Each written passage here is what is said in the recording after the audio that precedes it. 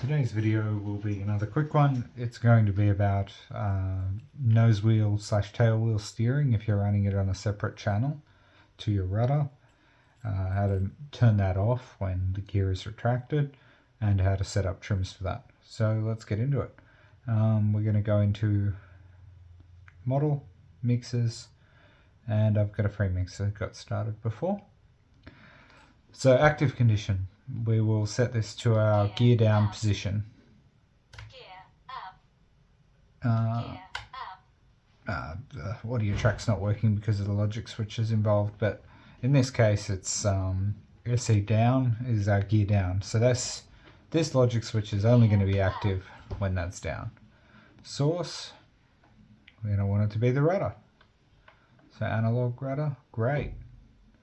Operation, add is fine. There's nothing else happening on that channel at the moment, so that's fine. So channel count 1, we're going to set the output. In this case I'm going to make channel 6 our tailwheel steering. So now we have this channel that we can have allocated to tailwheel or nose wheel.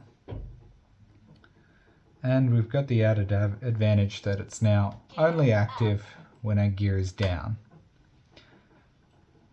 Now the next step is, say we want to be able to trim that. In this case, it works quite well to trim that with the T5 on this X20 Pro. So we're going to go in, we're going to make a free mix, first position, and we're going to make the active condition is fine, but for source we can actually now select trims. So we'll go trim, and we'll go to T5.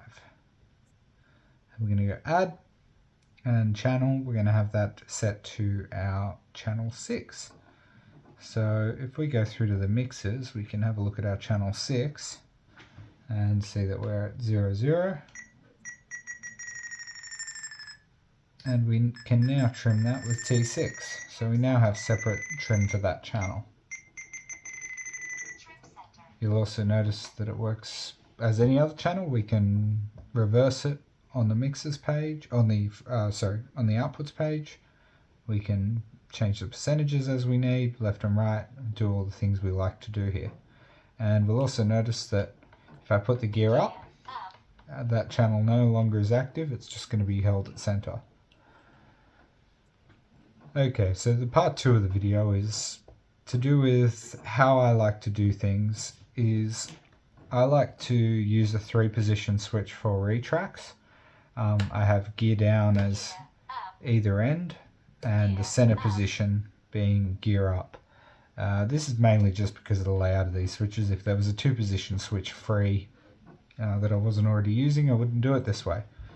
So to do this and make sure that our active condition works in both positions, we're going to create a logic switch. So we're going to go logic switch, we're going to go logic switch 1, we're going to create an OR equation. So we're going to select OR, I'm going to have that to down, value 2 to the gear up position. So this logic switch will come active when this switch is either high or low.